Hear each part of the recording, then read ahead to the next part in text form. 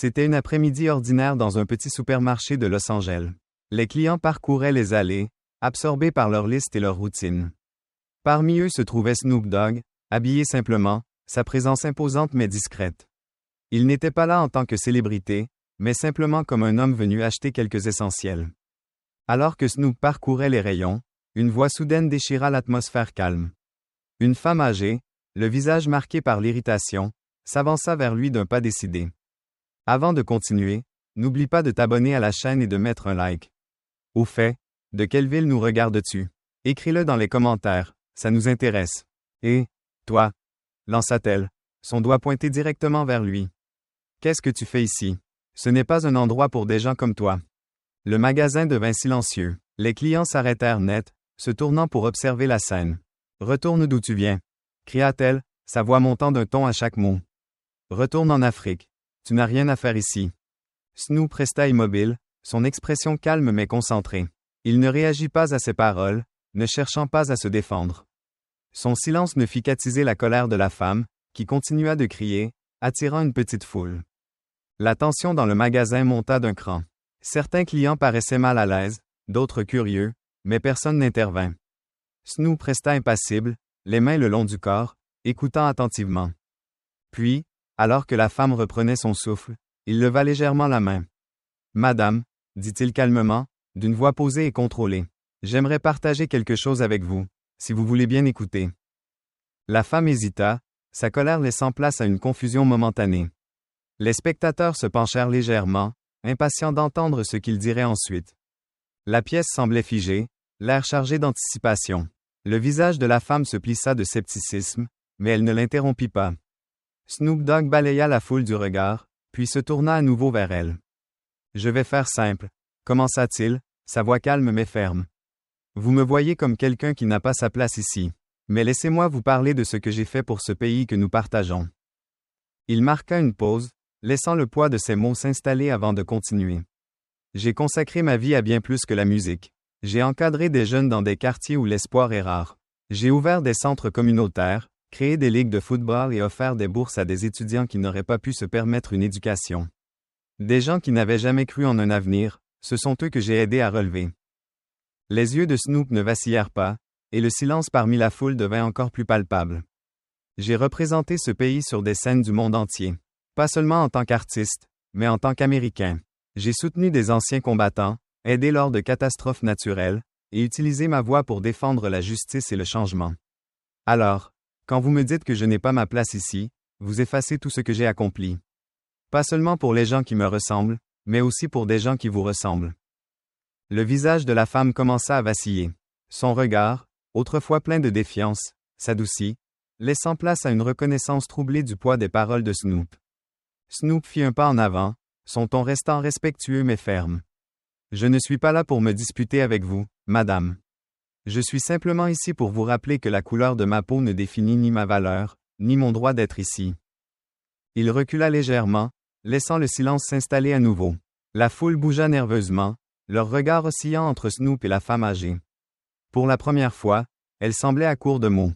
L'incertitude remplaça la colère dans le regard de la femme, tandis que Snoop Dogg poursuivait. Sa voix restait calme, mais elle portait un poids qui maintenait l'attention de tous. « Quand j'étais jeune, j'ai grandi à Long Beach, en Californie, » dit-il d'un ton posé. « La vie n'était pas facile. Les rues étaient dures, et les opportunités ne tombaient pas du ciel. J'ai vu des amis pris dans des cycles de violence, de dépendance et de pauvreté. Certains n'en sont jamais sortis. » Il marqua une brève pause, fixant la femme droit dans les yeux. « Mais moi, j'ai trouvé mon chemin. Je n'ai pas seulement construit une vie pour moi-même, mais aussi pour les autres. Quand j'ai commencé à faire de la musique, je n'ai pas oublié d'où je venais. J'ai utilisé ma notoriété pour redonner. J'ai créé des ligues de football pour éloigner les jeunes de la rue.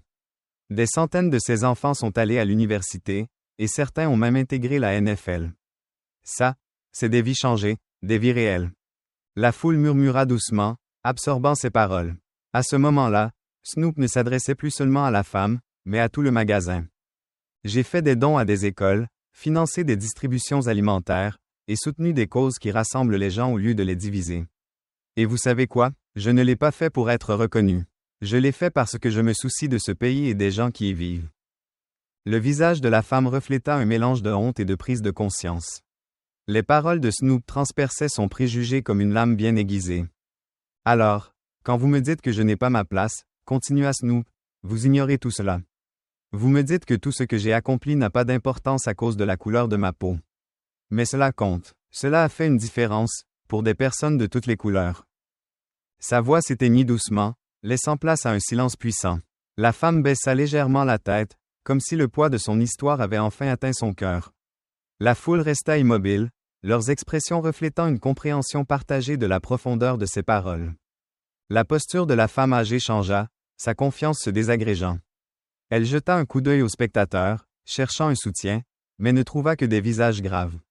La pièce était emplie d'une tension tacite, la gravité des mots de Snoop Dogg suspendus dans l'air.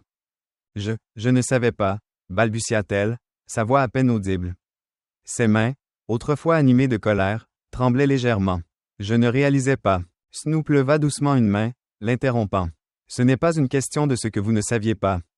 C'est une question de ce que vous choisissez de comprendre maintenant, dit-il. Son ton n'était pas dur, simplement ferme et définitif. Le regard de la femme se baissa au sol. Pour la première fois, elle semblait vulnérable, dépouillée de l'indignation qui avait alimenté son emportement. Autour d'eux, la foule sembla expirer collectivement. Quelques-uns hochèrent la tête en signe d'approbation silencieuse, leurs expressions mêlant admiration et introspection. L'histoire de Snoop avait fait bien plus que défendre sa présence. Elle avait remis en question les perspectives de tous. La femme fit un pas en arrière, hésitante. « Je suis désolée, » murmura-t-elle, sa voix brisée par le poids de son regret. « Je n'aurais pas dû dire ces choses. » Mais Snoop ne répondit pas. Il se contenta de se détourner, sa présence imposante même dans le silence. Il se dirigea vers la caisse avec son panier de courses, laissant la femme seule face à son propre malaise. La foule s'écarta à son passage, certains murmurant des paroles de respect, d'autres réfléchissant en silence à ce qu'ils venaient de voir. La tension s'apaisa, mais l'atmosphère resta chargée des leçons implicites. La femme resta immobile, son visage rougi par l'embarras. À cet instant, elle n'était plus l'antagoniste de l'histoire, elle était une personne forcée de confronter sa propre ignorance. Et elle n'était pas seule. Tout le monde dans le magasin, qu'il soit noir ou blanc, semblait porter le poids de ce moment avec eux.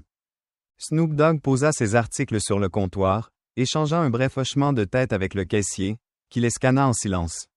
La pièce, bien que plus calme à présent, restait imprégnée d'une tension qui ne s'était pas encore totalement dissipée. Tous les regards le suivirent alors qu'il terminait son achat et ramassait ses sacs. Alors qu'il se dirigeait vers la sortie, le visage de Snoop restait calme, mais son esprit était en mouvement. Il ne pensait pas aux excuses de la femme ou à la confrontation en elle-même. Il réfléchissait aux personnes qui avaient été témoins de l'échange. Dans ce magasin, il savait qu'il avait montré quelque chose de réel. Il ne s'agissait pas de faire sentir à la femme qu'elle avait tort ou de prouver un point à la foule. Il s'agissait de leur rappeler à tous, par ses mots ou ses actions, que l'humanité allait bien au-delà de la couleur de la peau. La leçon n'était pas seulement pour elle, pensa-t-il. Elle était pour tous ceux qui regardaient. Les préjugés, aussi profondément enracinés soient-ils, pouvaient être remis en question. Le changement ne venait pas en criant plus fort, mais en montrant la vérité. Les portes automatiques s'ouvrirent alors que Snoop sortait. L'air extérieur semblait plus frais, plus libre. Il ne se retourna pas, laissant la foule et la femme âgée traiter ce qui venait de se passer. À l'intérieur, la femme restait près de l'allée, silencieuse et humiliée. Les autres clients commencèrent à se disperser, chuchotant entre eux. Certains avaient changé d'avis, d'autres avaient vu leurs préjugés remis en question. Mais personne ne put partir sans être affecté. Alors que Snoop atteignait sa voiture, il pensa au rôle qu'il venait de jouer. Ce n'était pas la première fois qu'il faisait face à une telle ignorance, et ce ne serait pas la dernière. Mais des moments comme celui-ci comptaient. Ils érodaient les murs qui divisaient les gens, une rencontre à la fois. Et ainsi, alors qu'il s'éloignait, il laissait plus qu'une impression dans ce magasin.